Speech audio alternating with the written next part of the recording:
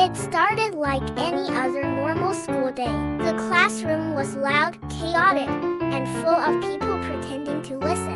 And then, our teacher walked out and said the words that strike fear into every student. We're going to have a group activity.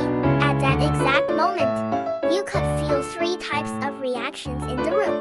First, the overachievers already opening their notebooks like this was the Olympics. Second, the chill students smiling like, yeah, this is fine.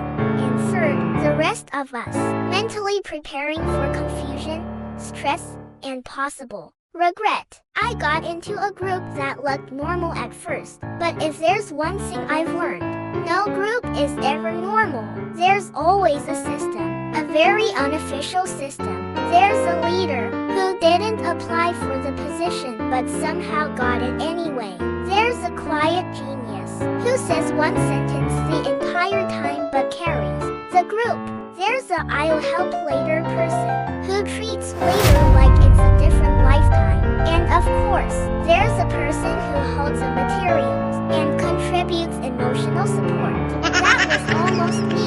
The task sounded easy. Make a presentation. Work together. Present in front of the class. Simple. Too simple. Suspiciously simple. We started strong. We formed a circle, ready to brainstorm ideas. For about 10 seconds, we looked like a very responsible group. Then someone said, "So, what's our topic?" And just like that, everything fell apart.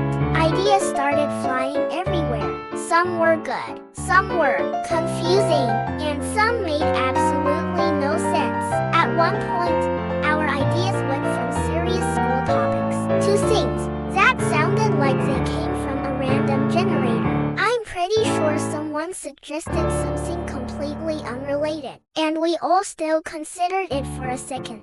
That's how desperate we were. After what felt like an entire lifetime, we finally chose a topic.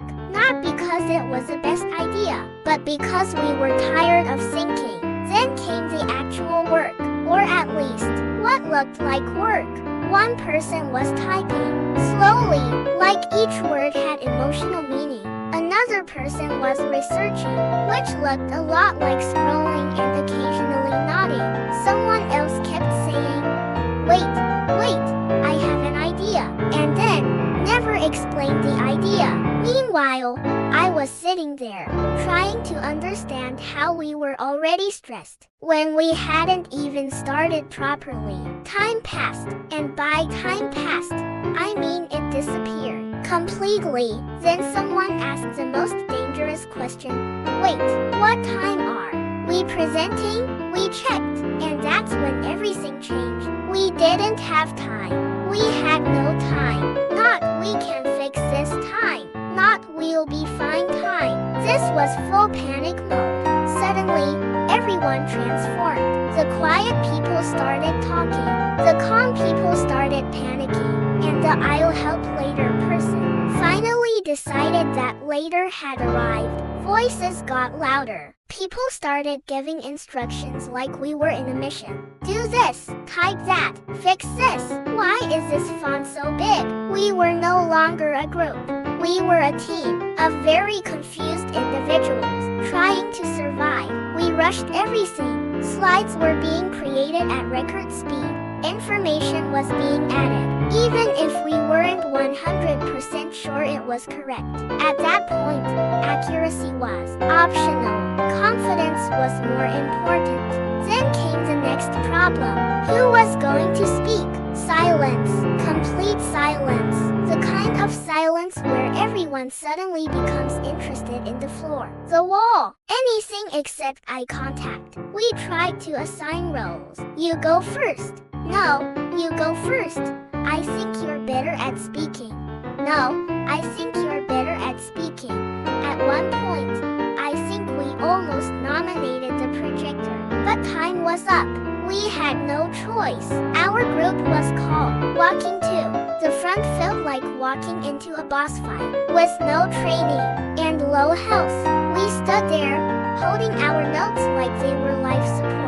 The presentation started, and surprisingly, It was okay. At first, the first speaker spoke. The second followed. Everything was going suspiciously well. And then, it happened. Someone forgot their lines. There was a pause. A long, painful, dramatic pause. You could hear everything.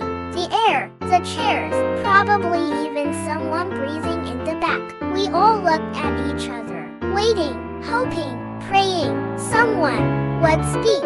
No one did. So we did the only thing we could do. We improvised. We started explaining things in our own words. Some of it made sense. Some of it sounded smart enough. And some of it we just delivered with confidence and hoped for the best. At that point, it wasn't about being correct anymore. It was about being convincing. And somehow, it worked. The class started reacting. Some were smiling. Some were trying not to laugh.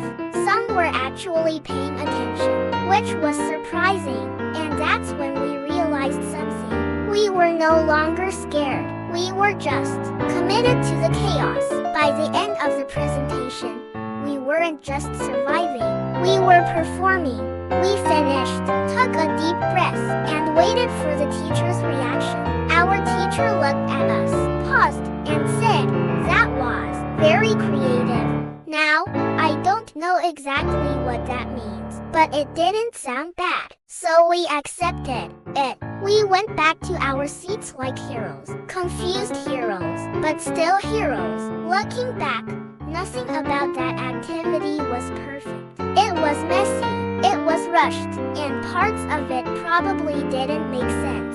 But it was also one of the most memorable things we've done. Because sometimes, school activities aren't about getting everything right.